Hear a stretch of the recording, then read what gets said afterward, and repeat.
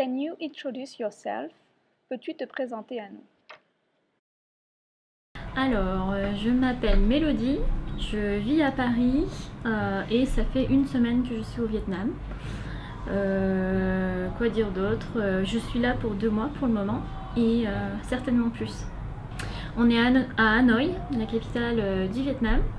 À l'origine, moi j'avais postulé pour être à Ho Chi Minh, justement pour être plus proche de mes origines, parce que mes parents viennent du sud du Vietnam. Et on m'a proposé l'opportunité d'aller à Hanoï. Et l'année dernière, j'avais visité déjà le Vietnam pour la première fois. Et c'est vrai que la partie nord me convenait beaucoup plus que le sud. Donc je suis ravie d'intégrer J-Vietnam à Hanoï. J'ai été élevée dans la culture vietnamienne, en tout cas mes parents ont essayé. Donc dès petite, ils m'ont obligée à parler vietnamien tous les jours. Maintenant, je ne le pratique pas tous les jours, donc j'ai beaucoup perdu. Et ensuite, il y a l'accent du Nord. C'est pour ça que je voulais aller à Hanoï aussi, parce que c'est la langue nationale. Mais je ne la comprends pas, parce que l'accent est très fort. Et là, l'objectif, c'est pas forcément de devenir bilingue, mais en tout cas comprendre et parler quotidiennement vietnamien avec les locaux.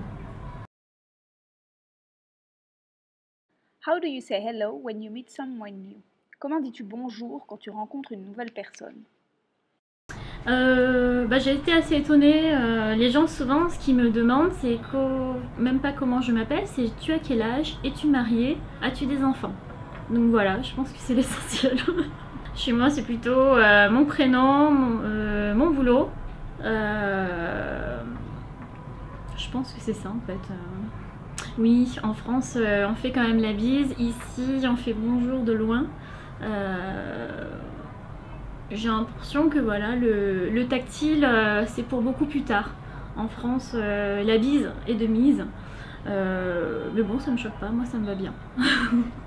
J'ai été très vite intégrée parce que justement je parle vietnamien. Alors je peux pas dire que je suis bilingue, loin de là, mais j'arrive à parler le vietnamien basique. Et en gros, dès qu'on dit bonjour, combien ça coûte, je voudrais aller là où c'est très cher. Rien que ça, les Vietnamiens sont très surpris.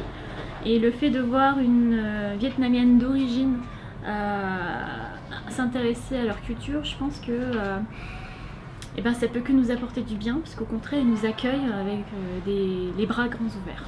Et ça fait plaisir. Je me sens vietnamienne, ce que je pensais pas forcément ressentir. Parce que je me suis toujours sentie française et d'ailleurs je me considère comme française, mais en venant ici je me sens acceptée malgré mon manque de culture vietnamienne. Oui, parce que je ne comprends pas tout, j'ai besoin que les gens articulent, je déduis en fait, c'est souvent ça, j'attends les fins de phrases pour comprendre ce qu'ils me disent réellement. Parce que l'accent est vraiment très différent. Donc les difficultés, c'est une fois qu'on a commencé à discuter en vietnamien avec eux, c'est d'essayer de les comprendre jusqu'au bout. Et ça, c'est très difficile pour moi. Je leur dis tout simplement que je ne comprends pas. Okay. Et ils sont très compréhensibles et souvent ils reformulent. Et ça, je trouve ça génial qu'ils soient aussi ouverts, hein, qu'ils m'apprennent des mots, ou en tout cas qu'ils m'aident à parler vietnamien. Donc finalement, c'est pas vraiment un problème. C'est pas un problème.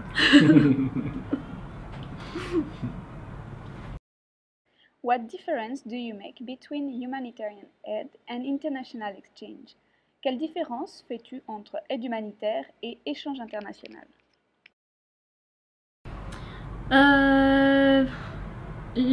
L'humanitaire,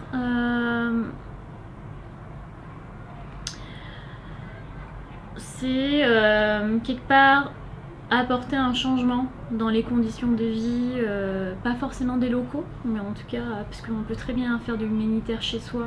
Moi par exemple, je peux très bien faire de l'humanitaire en France.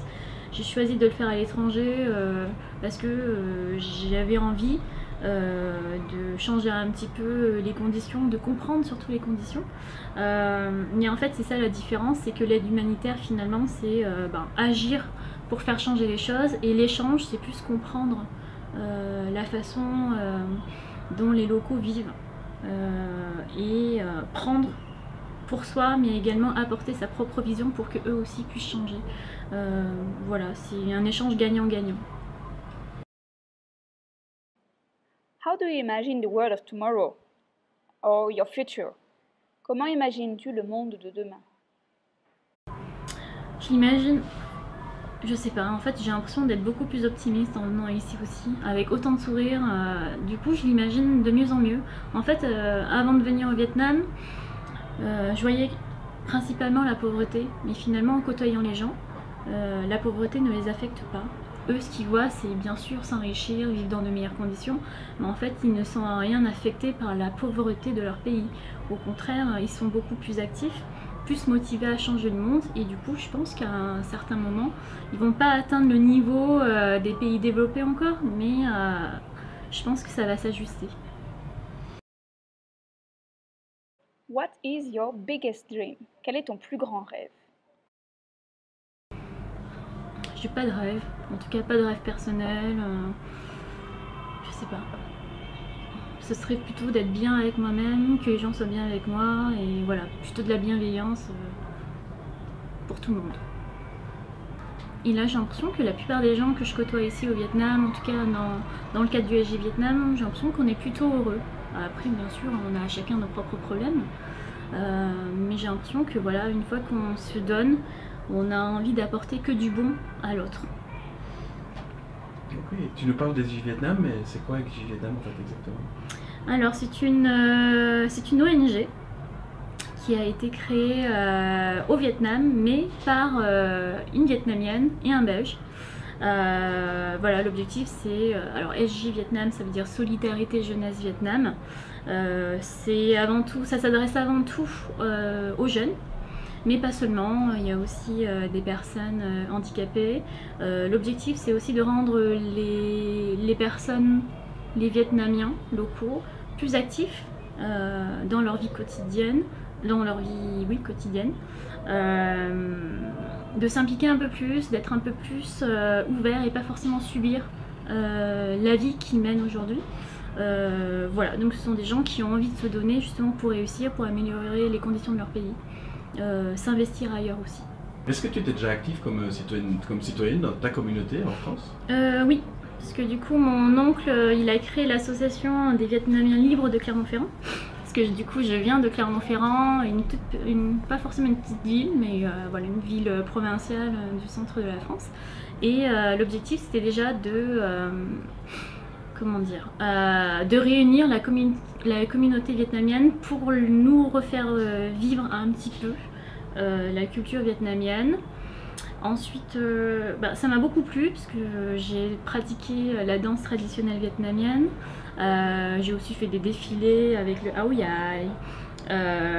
Voilà, enfin, je voyais le bonheur en fait des personnes âgées, parce que c'est elles en fait.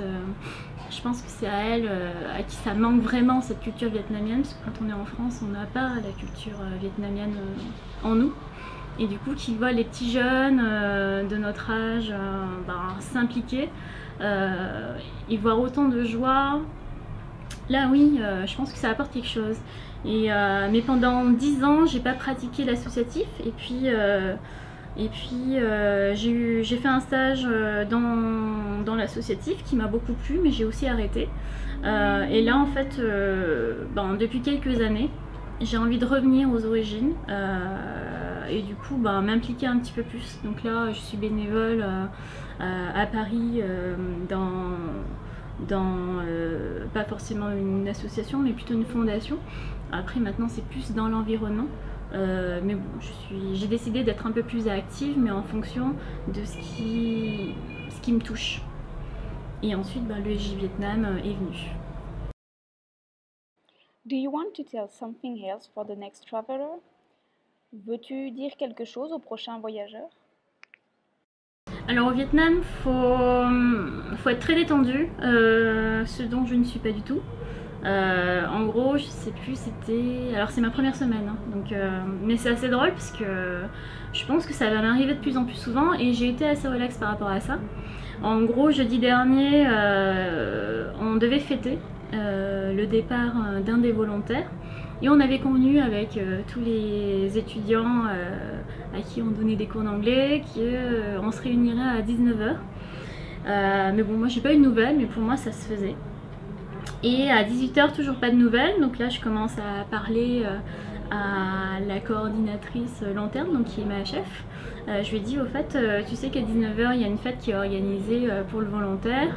Et du coup, est-ce que toi, tu as eu des nouvelles? Parce que moi, j'en ai pas eu. Et elle, du coup, elle commence à contacter l'un des étudiants qui lui dit, en fait, moi, j'ai pas mal de choses à faire et j'ai pas eu de réponse des autres, donc je pense que ça va pas se faire.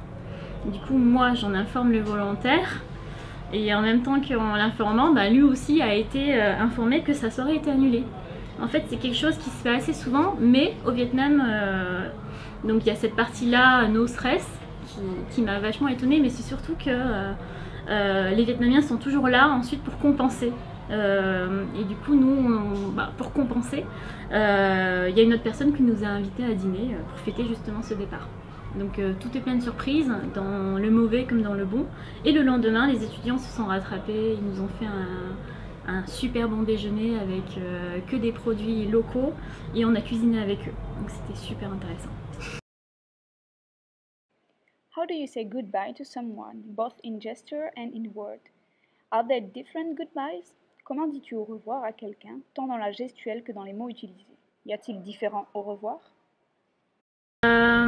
Je suis pas très tactile, du coup moi je fais juste la bise, ou quand je ne connais pas la personne, je fais juste au revoir comme ça. Et ici au Vietnam, pour dire au revoir, c'est assez bizarre parce que je ne sais pas vraiment comment on dit au revoir. Et du coup, je laisse les Vietnamiens s'adapter à moi. Je leur dis au revoir, puis j'attends comment ils me disent au revoir.